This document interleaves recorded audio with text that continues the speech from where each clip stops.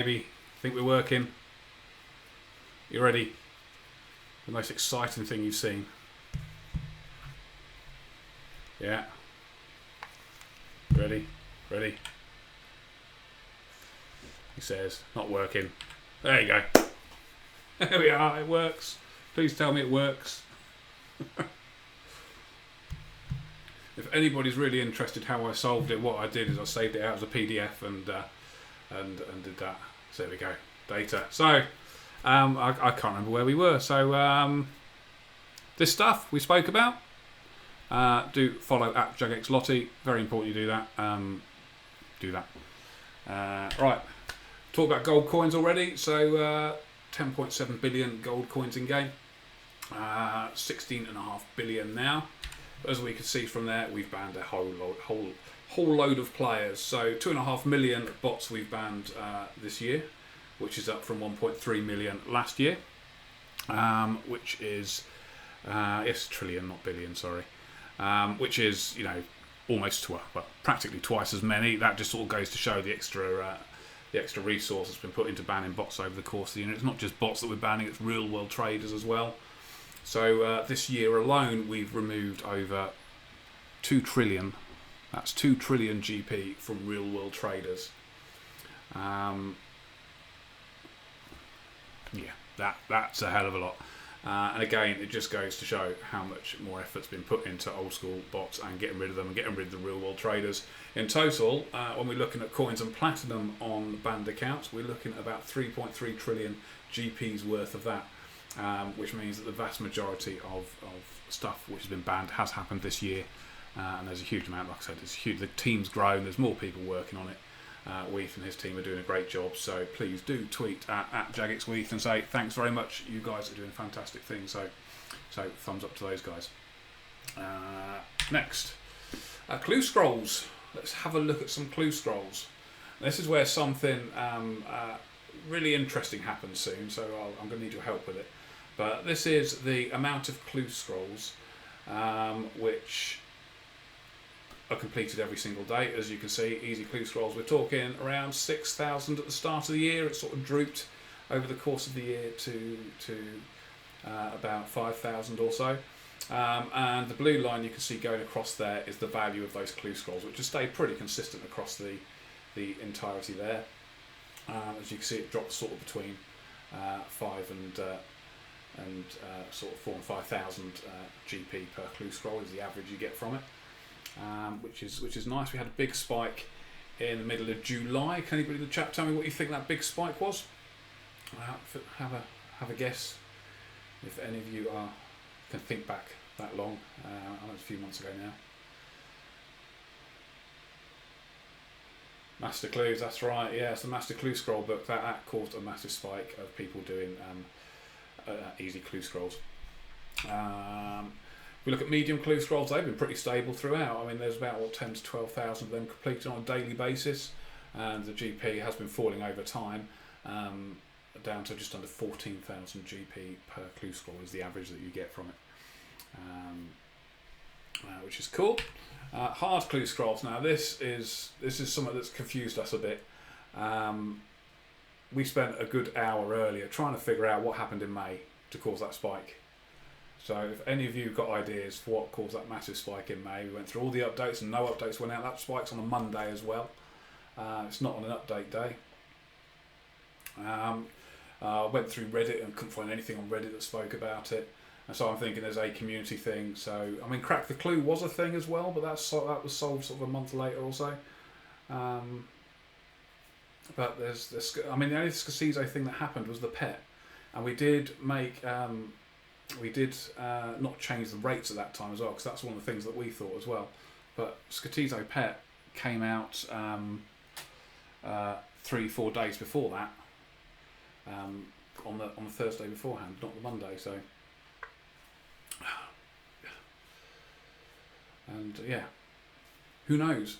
And you think that's weird? Hard clues, right? Same happened for elite clues as well. Yeah. But again, with elite clues, we saw a massive spike because of the Master Clue Scroll book as well. That just jumped up then and it carried on going. And as you can see, the value from your elite clue scrolls is sitting there at a nice steady 150k per clue scroll. But they're always fun to do. Right, next, Master Clue Scroll again, massive spike happening then back in May, and they sit around 350k or so for each clue scroll on average, and they're sitting there quite pretty and quite healthy with about 1,000 completed a day, so they're pretty good. I mean, yeah, who knows? We'll probably look into that a bit more detail and try and find out why, but that confused us completely, that one. Yeah. Cool, so that is clue scrolls. This is how many clue scrolls are completed, just sort of put it into perspective for you, where the most ones obviously are completed. I suppose surprisingly enough, hard is the highest. More people complete hard clue scrolls than any other clue scroll, even easy clue scrolls, followed by medium, and as you can see we get, on a spike, 70,000 clue scrolls completed in one day as a whole, which is pretty cool. And average about 40,000 or so clue scrolls completed every single day, which is groovy. Yeah, 20,000 hards done a day. That's pretty special. You guys like your clue scrolls. We saw it again with the crack the clue as well. That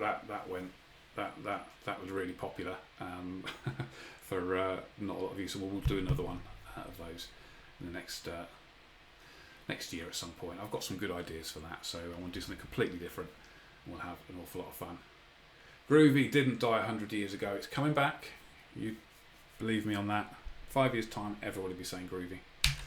If they're not, then they're wrong. So, most completed quests of 2017.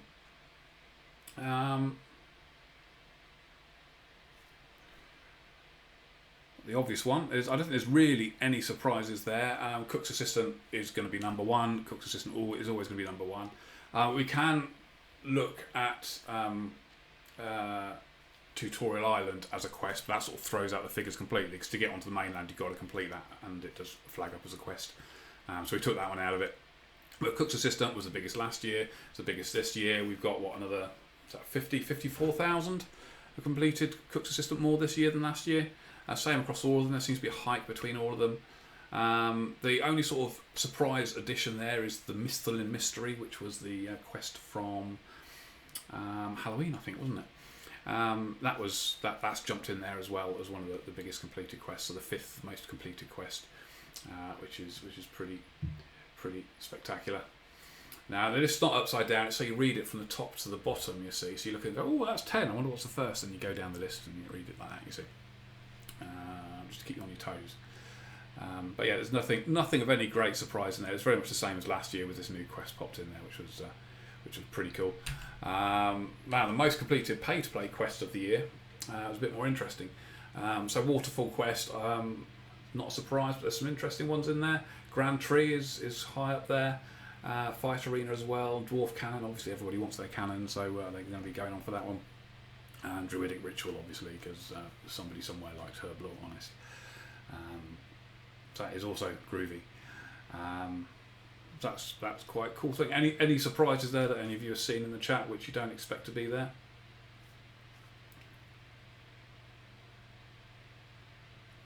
I don't know if there will be. There's, Animal Magnetism maybe. There's a few things. Anybody, is there anything you would have thought would have been in there? Iron Meme quest, or Plague City? Yeah, Plague City seems a bit of a surprising one. But, 208,000 times that was completed last year. Or this year, I should say, so far. Obviously, we've got a few weeks to go of this year, but I think we could probably good enough to share the data now. Monkey Madness 2 was not completed there. Morning End End Part 2, you'll see that in a minute, because the next one is the least completed quests. We've got last year's there, so you can see sort of how things have changed. Now, there's no surprise that the top three there, 1, 2 and 3 are the new quests from this year, so there's less time to complete those quests. There's no surprise there, but what I wanted to do was to show you what this looks like, how it looks like when a new quest comes out in one year and how it compares to other ones. Fairy Tale Part 2, people don't seem to like that quest too much. Recipe for Disaster, obviously a very difficult quest, therefore that's always going to be high in there. But Morning's End Part 1 and Part 2, more people completed Part 2 than Part 1, which is surprising, not by a huge amount though. It's about 1,300 or so, which is quite cool. So that's good. Right, what have we got next? Updates of 2017. So what happened with some of the biggest updates that we had? So obviously one of the biggest updates of the year was raids. They went down really popularly. So what we've got here, it shows you how many raids were completed on a daily basis, all the way up until sort of the end of November. So when it came out, we were talking, I think it's about the week after it came out, so this isn't quite the whole year, I don't think. So we're talking 35,000 raids started in a year rather than completed, sorry. And then it averages out about 20,000, between 20 and 30,000 raids are started every day.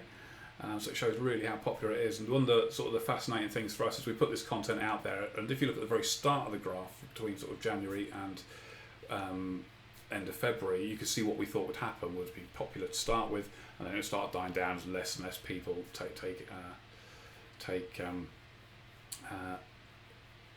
play that piece of content. And we see that with content all the time. So a piece of content will come out and have a big spike, and we'll show you later with some of the other content we're looking at. It will have a big spike and it will tail off. And this big spike tailed off, and then it just kept on going. This has been this really steady rate. It's been a really compelling continuous piece of content for people. And I saw somebody in the chat ask, does it include raids which we use for scouting? Yes, it does. This is every raid that has been started. So if people go in, they don't like the shape of the raid, then they'll pull out and start again, and that counts that as one. Completion rate, again, it's a bit difficult to be exact about this, but we're probably talking around 50% or so. That might be a question that you can tweet Modelotti for, and she can have a look in a bit more detail about that for you. Alternative, we can, like I said at the beginning of the stream, we're going to look at doing a much more in-depth look at some of these figures and numbers, so you guys can have a proper conversation with the data team, and they can show you exactly what's going on. But for today, because it's Christmas, and nobody likes things too serious close to Christmas, we're having a bit of fun and looking at some of the interesting stuff that's happened. So after raids, we're going to have a look at the Inferno. So this is absolutely fascinating. I need to get some info about this, otherwise it'll all get confusing for me. So this the Inferno attempts are absolutely huge. So 104,000 people have tried the Inferno,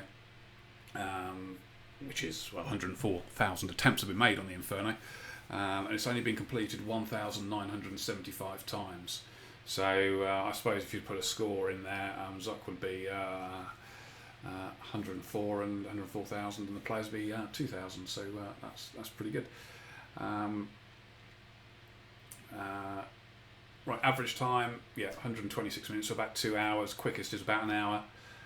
It's pretty good, but yeah. Well, the one thing that really surprised me is out of the hundreds of thousands of people that play our game every day, Zuck has been killed less than 2,000 times. And the whole idea when we went out with this piece of content was we want to make a really sort of excited piece of content that people want to play, people want to fight with, people want to really engage with, and it's a real challenge. We really wanted to relive the first sort of feeling of the Fight Cave when it came out, and I think we've managed to achieve that. So wonderful work from Kieran and the rest of the team in delivering a really difficult boss, which is, as you can see there, we really achieved what we were aiming for that. And the excitement that happened when it came out, and I mean, I'm sure most of you sat there just jumping from one stream to another when it came out to see who was going to be the first people to kill it. And it's no, we're not going to make it easier. I mean, a computer game is, when you're designing a game, you're looking at all the different things that people want to do, and we can open up content to everybody and make it really easy to do the stuff. However, you always need something which is you're aiming for, and to get the Inferno Cape is something which is a really ambitious thing for most people. So we're not going to make it easier. Never going to nerf it. It is hard for a reason. So yeah, I mean, you can see down the bottom there the wave progression as well, so you can see where people drop out of it. Now, I'll put some notes down on this, didn't I? Here we go. So the dropouts are On wave 9,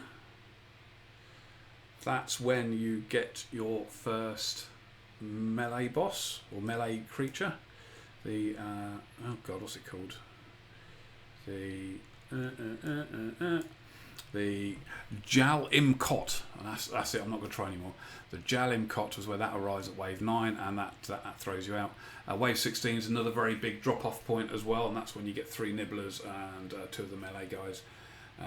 Wave 25, that's when you get your 3 nibblers, your 1 melee and 1 ranger. That's another big drop-out point. I'm sitting here pointing at the screen, and yeah, but there we go. You can't see me pointing at the screen. And then wave 32, you get your 3 nibblers, your 2 melee, your 1 ranger as well. And that's when they all sort of drop out and make things difficult. Yeah, which is quite cool. And obviously there's a little drop out of 69, but not nearly as big as others. Yeah, there we go. Nibbler. PvP. So again, we did Wilderness Rejuvenation not too long ago, and there was an awful lot of feedback on that about how it was ready from a lot of the community, how it was rushed too early. So what we wanted to do is have a look at what actually happened in the wilderness. One of the sort of the things we do with updates is we work with the different teams to come up with things that denote success for an update for us. And one of the things we look for the PvP update in the Wilderness Rejuvenation is we looked at activity in the wilderness. We marked that by people who are killing people or dying in the wilderness, people engaging with bounty hunter or rev caves, and that's what we consider their PvP activities. That's a good gauge for us to understand, give us an understanding of what's happening in PvP. We use a whole load of other stuff as well, but this is the one that I particularly wanted to show out for you. So you can see there through the sort of October through to November, we had a constant 20,000 specific players. These are individual players, 20,000 players each day go into the wilderness and partake in a PvP activity in game. That's cool. That's quite healthy. 20,000. That's about 10% of the player base every day. That seems quite healthy. We put the Wilderness Rejuvenation out there. It jumped up to 35%, which is again we're looking at getting up to 20% of the player base, and it started tailing off. It's what I expect, as I mentioned earlier. When an update comes out, people engage with it, then they tail off and stop engaging with it. But it's sitting there quite healthily, an extra 10,000 people a day engaging in PvP in the wilderness. Who voted no on the polls? One of the things that we discussed about the polls is looking at the people who vote no and actually engaging them with conversation and surveys to say, why did you vote no on this question, the other question, just so we can get an understanding of what's happening. So there may be some surveys coming next year targeting people who voted no on specific questions to find out why, because that's important for us to understand. So the rev caves, as you can see, it's gone quite healthy. It's been it's almost doubled activity in the wilderness over the first week, which is a good success. Yes, then the work needs to be done on it. Yes, we know that we need to look at the graphics behind it, how it looks, and make some of the story behind Mage Arena 2 stronger. I think we're going to look at doing that next year. But from a PvP point of view, it's done its job quite nicely. So bosses. That's one of the things you are excited about. Now, last year when I did this, I got it wrong. I told you about the amount of boss kills going on there, when in fact what I was talking about was the amount of people who have gone out and killing the bosses. And this graph here shows the individuals going out and killing a boss each day. So Zulrah, as you can see there, you've got between 4,000 and 5,000 people each day going out and killing Zulrah. And I don't think there's too many surprises in this graph. Everything else sits along quite nicely. Zulrah's climbing at the moment, which is quite interesting. Over the last few weeks, could be something to do with Premier Club. We do see a lot of money activity happen before Premier Club, so people can buy the bonds to buy their Premier Club and get the best benefit from bonds there, which is cool.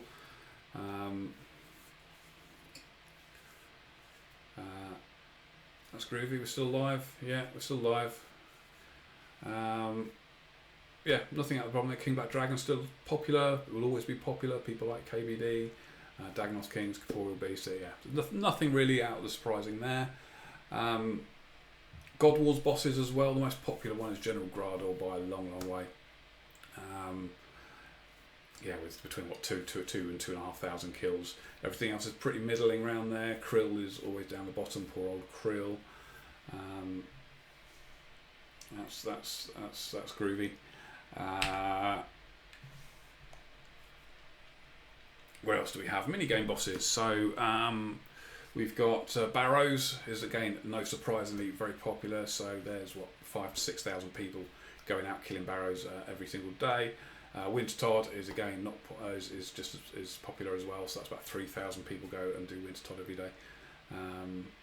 Yeah, it's again. There's nothing here I don't think that surprises you. Is there anything that surprises anybody here? Zuck's right down the bottom, no surprise. Volcanic Mine, that's down there as well. That's not a great surprise. Penance Queen. There are 500 to 600 people every day that do that. Yeah, but yeah, I think a lot of this is what we would all expect it to be. Yeah, 1,000 people, but 1,200 or so people every day go after Jad. It's what we think. What seems sensible. So. Right, what else we got? Okay, so Slayer bosses. So big yellow one is the Grotesque Guardian, so that's the new gargoyle boss, and this is exactly what we expect to see from a new update. So we have a big spike when it comes out. Everybody wants the new item. The first person on the GE with the new item is going to make bank, so they're quite happy. And then we see engagement drop over time, and it settles down to a nice position. And it seems to be settling down to around where the Kraken is, which will probably be a bit under there by the time it's settled down properly. But it's really popular. Doing really, really, really well. Yeah, that's what we expect to see from a new update. Again, stuff on here. Again, nothing over surprising. Kraken's the most popular. No surprise there. Everything else is what you would expect it to be, which is all quite cool. So nothing exciting is happening with boss kills.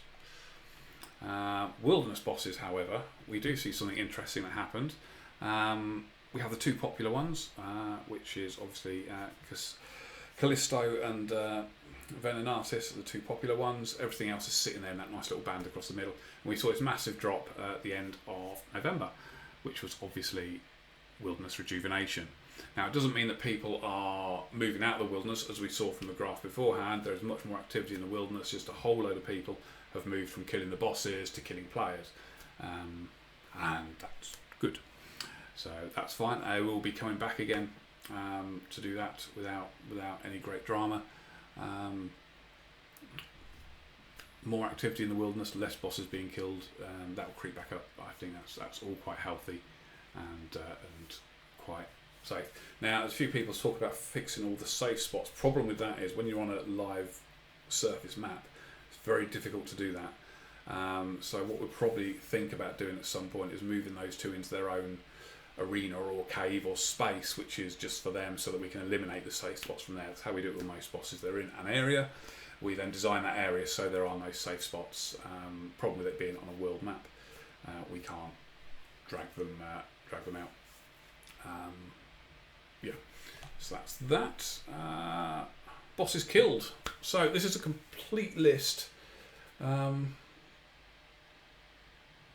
of all the bosses that we have in game and how many of them were killed in 2017. I thought I'd go through the entire list because I thought you guys would enjoy the entire list. And here we go. So just the entire list. It is a big list nonetheless. So Deranged Archaeologist is obviously right down at the very bottom. 87,000 times that's been killed.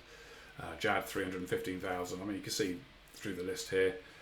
Grotesque Guardians, bearing in mind that's only been out a month or so. That's 1.5 million of them have been killed. That's quite a lot of them. Yeah. Corporeal Beast, 2,000 of them, 2 million of them have been killed this year. It's quite cool. Krill, 2 million of those. General Grador, 8.6 million. Calfight Queen. There's some interesting ones. Great Olm, 4.7 million times that's been killed, which means raids have been completed 4.7 million times. That's pretty impressive. which is quite cool. Giant mole, 10 million giant mole kills, around the same as Thermi, which is only almost exactly the same as the Dagonoth Prime as well. The Dagonoth Rex is way ahead of the rest of them as well, which is interesting. Almost 14 million compared to the sort of 11 million of the others. KBD is popular as it always was. 15 million Barrows kills this year. That's quite cool. Kraken, 43 million. Are you guys going to guess what number one is? Because one left. Are you guys going to guess what the number one is? I'm sure you will probably all get it. In fact, you tell me what the number one is and how many you think have been killed this year. That's what I want to hear from you. So we've got somebody with what, 105 million, 73 million. And you all got Zulrah, obviously. 200 million, 73 million. There's lots of 73 millions. I can't imagine why. 100 million. Somebody say 37 million, considering that second place is 43. That's some good thinking. A trillion from some guy. 100 million. So you're all talking sort of getting close to 100 and higher. The actual number is 50 million. Obviously, the entire list doesn't include Zook because we've covered that already. But only 50 million. So that's a lot lower than I thought it would be. I thought it would be streets ahead of the rest. 50 million times Zulrah has been killed this year, which is quite cool and groovy as well.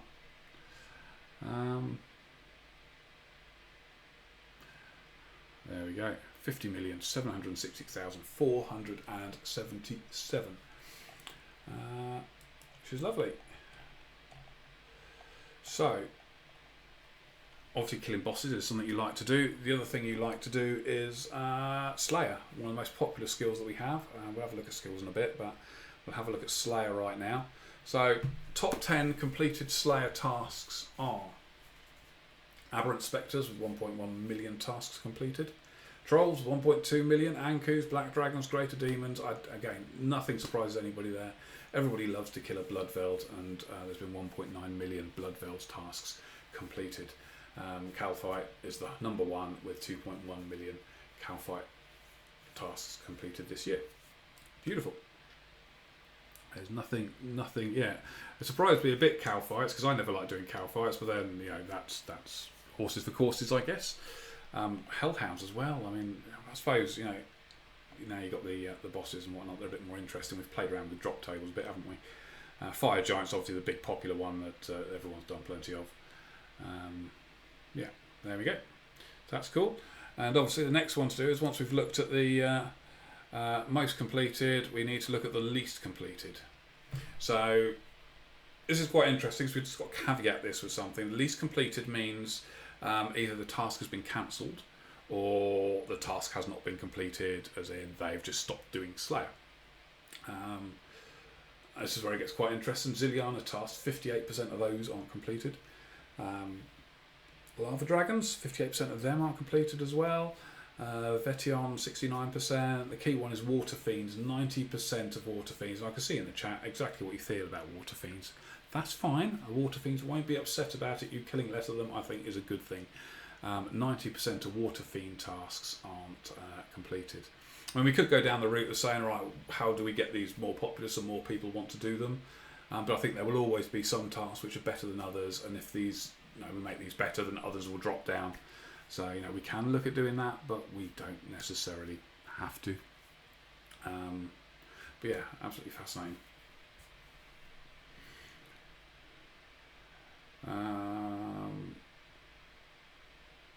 Right, where are we up to?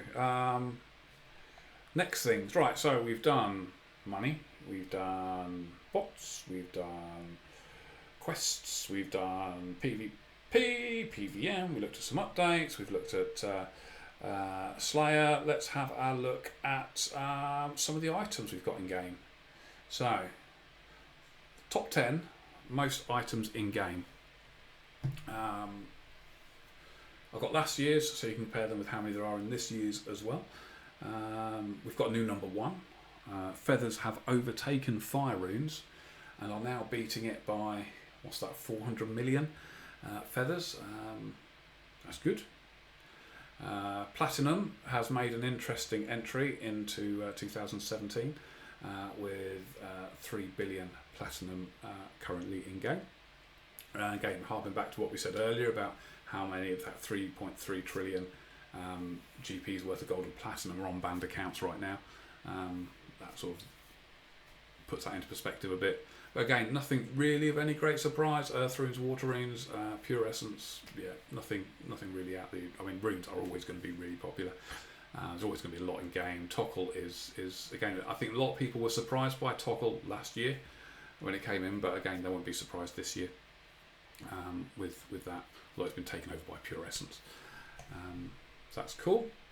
And obviously, with the most items in game, we should look at items you don't see often in game. Now, I don't want to say the least amount of items in game, so the least amount of items in game is a very, very boring list.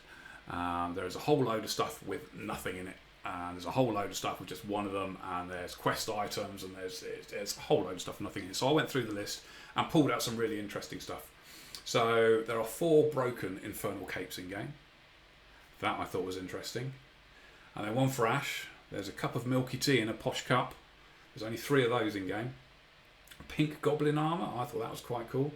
There are only 3 of those in game. Flat pack gilded dresser. Maybe this person was trying to put the pink goblin armour in it. Who knows? Probably one of the most fascinating things out there. There's only 3 Elysian sigils in game. I think that as soon as somebody gets one, they're getting it crafted into an Ellie and then selling it off. Would be silly to do it otherwise, which is probably why there's only 3. The other thing as well to bear in mind with all this data, especially when we're talking low numbers like this can change very quickly. I'd imagine someone's probably going out buying Green Man's Ale now and trying to sell it as rare on the Grand Exchange. Bowls of fish. There are 2 bowls of fish. Who'd have thought? Just 2 bowls of fish. A cup of non-milky tea in there as well. And a cup of milky nettle tea. There's only one of those sitting in game. And a Green Man's Ale from your player-owned house. There's only one of those in game. And kegs of beer, the same we had last year. There's somebody who just has a keg of every single beer, and no one else has bothered to get a keg of beer. There's only one. There we are. They are some of the more interesting least amount of items in game, but they're quite fascinating. Buy them all now. You'll notice the one thing that isn't in there, which was in last year's, was the Arim Staff 25. There's a lot more of those in game than there were last year. So there you go. I thought that was fascinating. So what we decided to do was we decided to look at all the items and then figure out what they'd be worth if we sold them in the Grand Exchange. So this is a list of the most total value of an item in game, the top 10. So if we would sell every single Elysian Spirit Shield on the Grand Exchange, they would sell for 979 billion GP. And this is the order based on the total amount of items in game plus the Grand Exchange price. And Unholy Book is the surprise one out of all of that. I think 1.4 trillion GP's worth of Unholy Book in game. That's an unholy amount of money. Coins obviously is going to top that with 16.5 trillion GP's worth of coins. If you could sell coins in the Grand Exchange, which obviously you can't. But if you could, that's what they would sell for on the Grand Exchange. Same as Platinum as well. 3.4 trillion GP's worth of there. Saradoma Godsword is very popular. Dragon Warhammer is very popular. Bandos Armour, obviously, it's going to be very popular. But some really interesting things in there. Yes. If somebody wants to translate this into how much it's worth on the black market, feel free to post it in the chat, because that would be, because something I didn't do, that would be quite interesting to see what the result was. If we all traded it all at a going rate, what would it be worth? I'm sure somebody could work that out pretty sharpish, because there's some clever bods out there. And to be fair, I don't know the rate of selling gold. That's Weith's job. Just know that. Come on, somebody, quick.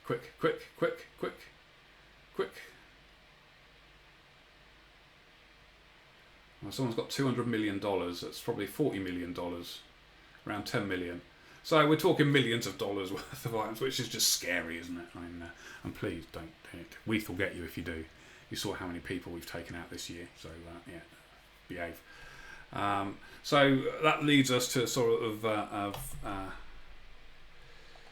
where Where are we on the great scheme of things? Ah, yes. So the next obvious thing to do was if we took every single item in game and stuck it on the Grand Exchange and sold it all. What do you reckon it would add up to if we sold every item in game on the Grand Exchange?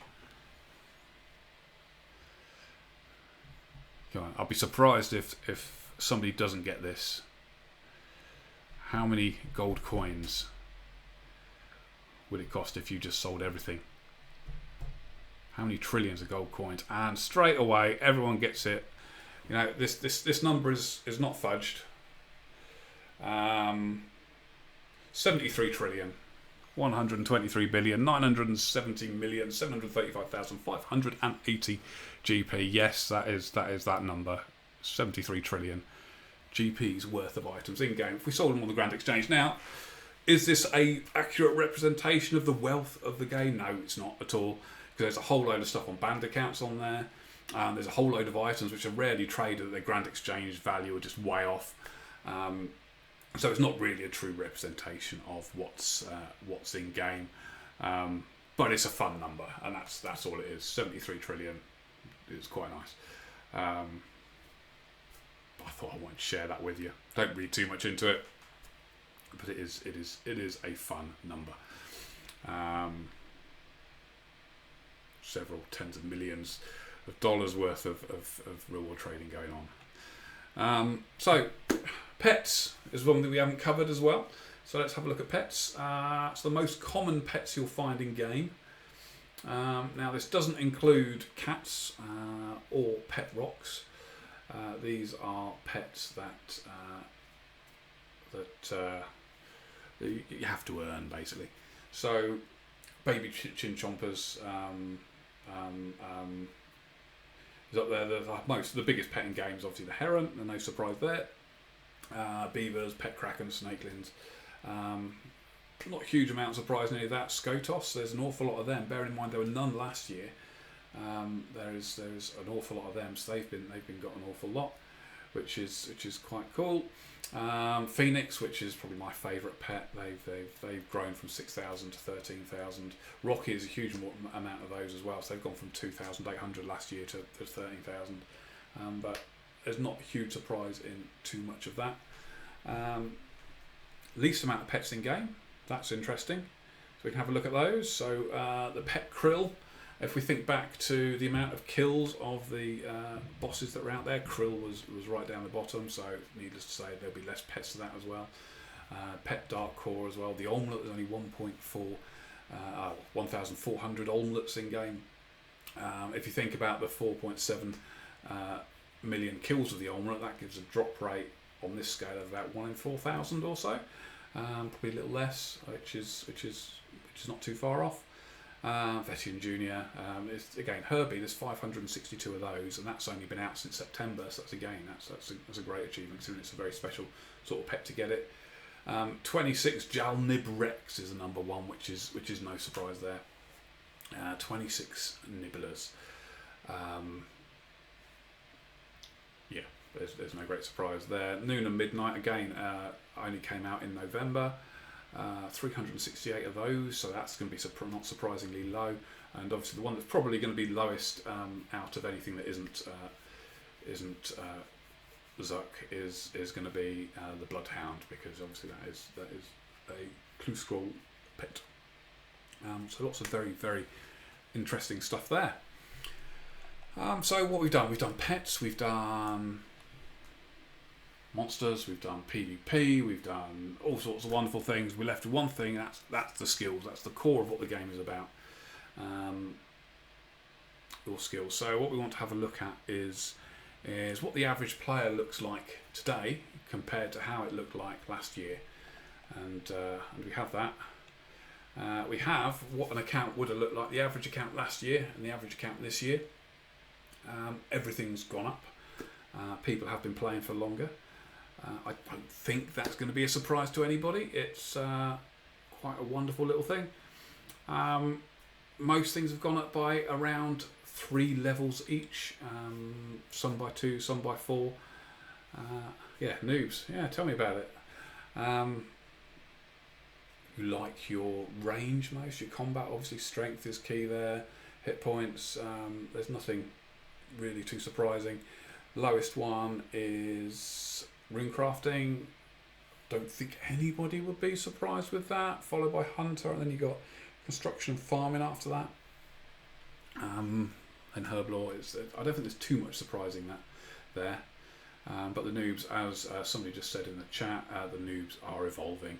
So if we think they go about 2 or 3 levels every year, we've probably got about 15 years before the average player will look like a maxed player. So I think we're doing all right. That's good. So let's have a look at how levels have changed. Thieving only moved up by 2 levels. Vast majority of stuff moved up by 3 levels. And 4 levels were obviously ranged, slayer, construction and fire making. I think the fire making we could certainly put down to Wintertod and how that's pushed that forward. Yeah, that's cool. So the last thing I've got to show you is XP gain overall, how much the XP breakdown is per level and overall. So I want you to have a guess first about how much XP was gained this year. So when you pop in the chat how much XP was gained this year by every player. 73 is not right this time. Sorry. 50 million, 73 trillion. Surprise, surprise. 40 billion. I think it'd be a bit higher than 40 billion, I would expect. So all sorts of, it's just full of 73s, isn't it? You bloody guys are hopeless. It is 12,429 billion XP, or 12 trillion XP if you want to talk about it in that respect. Last year it was about 9 trillion XP was gained, so we've gained 30% more XP this year, which is pretty good. 346 million levels were obtained. And again, there is no real surprise in any of the stuff which you guys like leveling. You like leveling your combat, and one of the big things we get when we do the surveys with you guys is that combat is one of the most important things that you do. It is really popular. You play the game because of the combat, so needless to say, you do combat. Cooking, obviously, Fletcher. There's nothing again out of any surprise there as well. Yeah, it's pretty good. And poor old runecrafting sitting down the bottom there. Yeah, somebody did, train runecrafting. They did. It wasn't me. So there we go. That's everything I have for you. I'm going to say what I said at the beginning again. Please do follow @JagXLottie. She tweets out data all the time. So if you're interested in data, please do go there and talk to her, and she will happily tweet stuff out all the time. We'll try and get the data team in front of a camera as well, so they can talk to you and go into a lot more depth about the sort of information you want to see, and we can start getting ideas from you guys and work that through. Probably won't be until the middle of the year at the earliest. There's a lot of stuff that's going on right now which needs their input. Just talking to them sort of a few weeks ago, it takes about 3 months to set up one of the big in-depth data streams because that much effort has to go into it to make sure that everything is accurate, everything works. I mean, we could do these fun things a bit quicker, but I know you guys want to do that. Other things, Christmas is coming. Have a lovely Christmas. Play the Christmas content. That's really fun. Dead Man's going on. That is also really fun. I'm going to be streaming again on New Year's Eve. So New Year's Eve, I'm going to be doing a stream from my house again, and I'm going to be running right up to celebrate the coming of the new year with you guys. We'll see if we get some fun things going, maybe crack out mobile and have a look at that and do some fun and interesting things about that. So yeah, come and join me there. It'll be at 9 PM GMT and it will run all the way through till midnight. We can see in the new year together. Because as I know all you guys, you don't want to go out on New Year's Eve. You just want to come in and play RuneScape, so we can do that together over New Year's Eve, which I think would be pretty cool. Have some fun, see if we can get some interesting stuff going on, and that'll be good. So I shall see you then. If I don't see you before, have a lovely Christmas, and thank you all for popping in and saying hello. Thank you. Bye bye. And now I've got to look here awkwardly while I try remember how to stop the stream working. And I'll just keep filling until it's gone. Goodbye.